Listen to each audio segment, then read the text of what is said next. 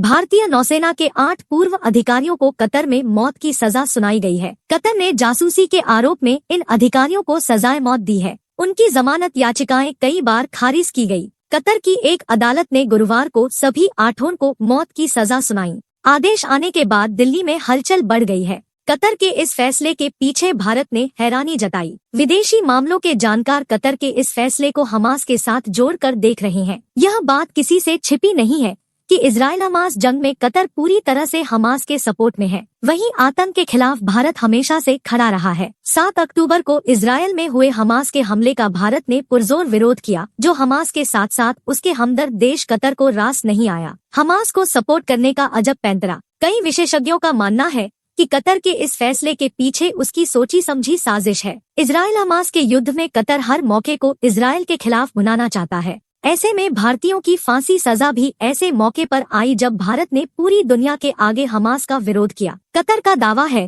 कि कथित तौर पर भारतीय नौसेना के पूर्व अधिकारी इजराइल के लिए कतर के गुप्त पनडुब्बी कार्यक्रम के बारे में जानकारी प्राप्त कर रहे थे। कथित तौर पर वह गुप्त जानकारी इजराइल को सौंपी जा रही थी। यही वजह थी कि कतर ने 8 लोगों को गिरफ्तार कर लिया गया। गिरफ्तार किए गए लोगों में एक प्रवासी पूर्णेंदु तिवारी को भी पूर्व राष्ट्रपति रामनाथ कोविंद से प्रवासी भारतीय सम्मान पुरस्कार मिला। भारत ने जताई हैरानी। वहीं कतर कोर्ट के आदेश से भारत हैरान है। भारत का आरोप है कि इस मामले में सही तौर स्पष्ट नहीं किया गया कि इन लोगों को किस मामले में जेल में रखा गया है। विदेश मंत्रालय की ओर से गुरुवार को जारी एक बयान में कहा गया, मौत की सजा के आदेश से हम हैरान हैं। हम फैसले की जानकारी का इंतजार कर रहे हैं। हम हिरासत में लिए गए लोगों के परिवारों के साथ संपर्क में हैं। वकीलों के साथ बातचीत भी चल रही है। हम हर चीज पर गौर कर रहे हैं। जिन 8 पूर्व नौसेना अधिकारियों को मौत की सजा सुनाई गई है, उनमें captain Navtej Singh Gill, captain Saurabh Vashisht, commander Purnendu Tiwari, captain Birendra Kumar Verma,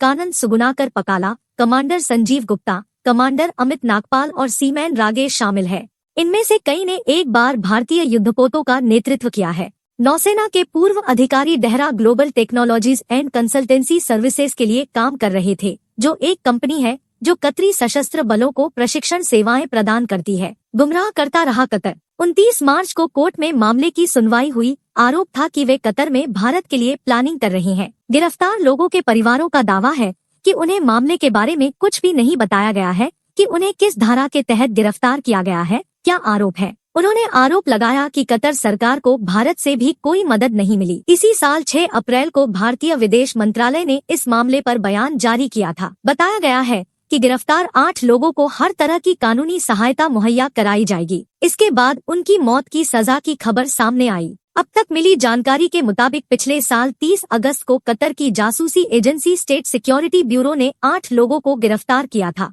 यह खबर सितंबर के मध्य में भारतीय दूतावास तक पहुंची। उस वर्ष 30 अक्टूबर को बंदियों को अपने परिवारों से फोन पर बात करने की अनुमति दी गई। 3 अक्टूबर को भारतीय दूतावास के अधिकारियों को आने की इजाजत दी गई।